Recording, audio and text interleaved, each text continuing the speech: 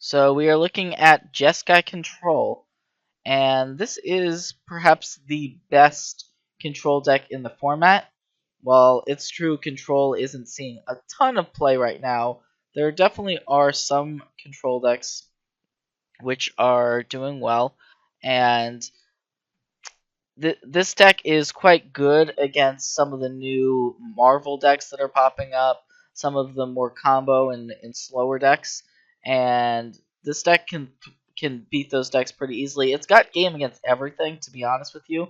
There aren't really bad matchups per se with this deck. It's more just having bad draws. So sometimes your mana won't work out. That's one of the flaws people point to with the deck, but just because it is a 3-color deck, but the mana base it can work out for you.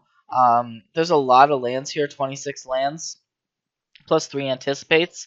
A lot of the lands produce 2 out of 3 of your colors, and then some, like the Aether Hub, can potentially produce all 3 of your colors. So the Aether Hub, it works well in this deck because there is a little bit of a energy sub-theme. So there's the 4 Aether Hubs. We've also got 4 Harness Lightnings, perhaps the best 2-mana removal spell in the format. And then 4 copies of Glimmer of Genius for our card advantage spell that also gives us energy. So there's some fast lands here, there's some port lands, some port towns, some basics, and then the Wandering Fumaroles are pretty important because not only do they fix your colors, but just having that land that can be a win condition is a lot of the draw to being red. So you don't see that many red cards in the deck.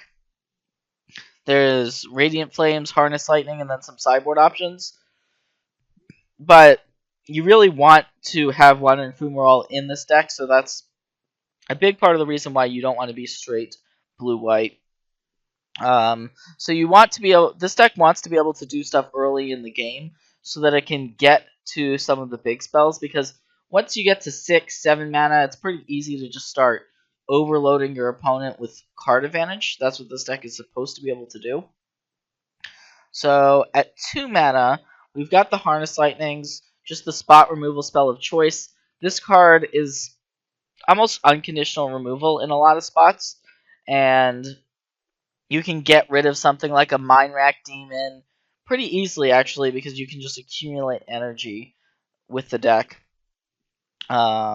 We've got some 2-mana counter spells. This deck needs to play a lot of counter magic to be able to get some of the more annoying threats off the table.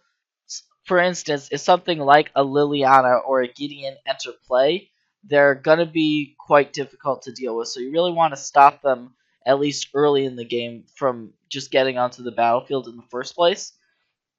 So negates help you there. There's also Revolutionary Rebuff, a counterspell which has been gaining some popularity. Sometimes later in the game it's pretty bad, so I like the 1 copy. 3 anticipates help you find lands, so if you keep a 2-land hand with an anticipate, you can anticipate into that 3rd land, and so on and so forth.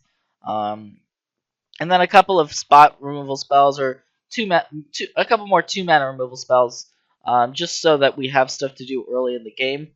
Then there's some more removal. You'll see this deck wants to just get rid of everything the opponent plays in terms of creatures, keep them off the table, and then you don't need to do that much in order to win the game yourself. So Stasis Snare, Radiant Flames as the mass sweeper in case your opponent's playing in a super aggressive deck with tokens, stuff like that. Void Shatter is really a premium counterspell in the format because of the fact that it exiles the card. That's extremely important against decks like Delirium that really want cards in their graveyard to either have them there for the Delirium reasons or to be able to get them back with a Grapple or a Liliana or something of that nature. So Void Shatter is pretty important. Glimmer of Genius, this is your instant speed card draw effect that really helps to take over the game, especially in combination with the Gearhulk, which we'll get to. But the Scry 2 and the Draw 2, it turns out this is a lot more effective than something like a Divination would be. Some lists don't have any summary dismissal in the main. This one has one, just because we're seeing more Emrakul decks. Emrakul just keeps on getting more and more popular. So you can dig for the one of with the glimmers, and you can find it. And then if you're able to summary dismissal in Emrakul, it's pretty sweet. Dovinbon and Nahiri. This deck wants some amount of planeswalkers in it. Some lists play some Gideons in the main. I've gone with one Nahiri and one Dovinbon. Nahiri can exile annoying threats, which is nice against stuff like Scrap Heap Scrounger, just annoying creatures. It can get Stasis Snare. It's just a versatile card.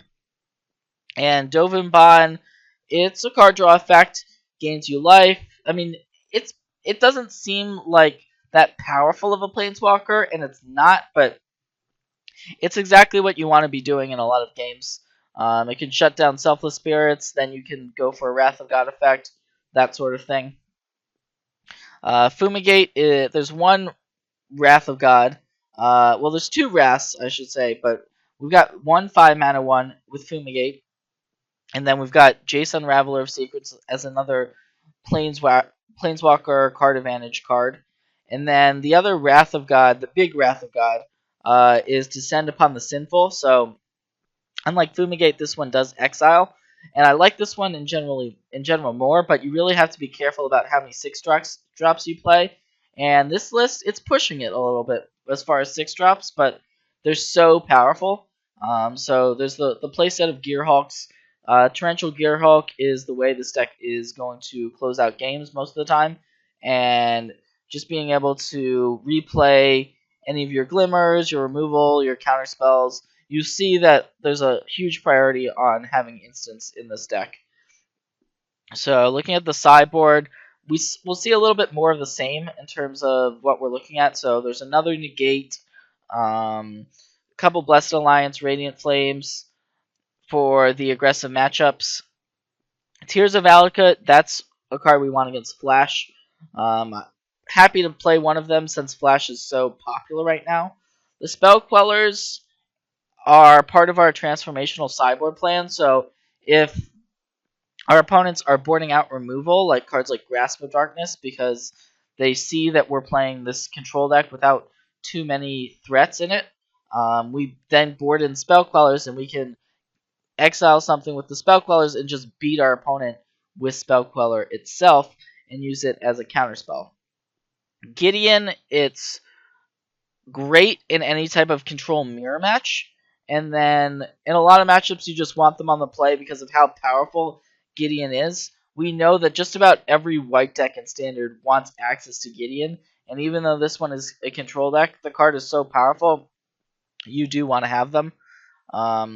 Another copy of Summary Dismissal for the Emrakul decks. And then one Linvala the Preserver. This card can get you out of some tight situations. Just the flying, the life gain, the 3/3 Angel. You had something like a Vehicles or Blue-White Flash deck. Linvala can be absolutely fantastic and game-breaking. So this is the Jeskai control list that I'm playing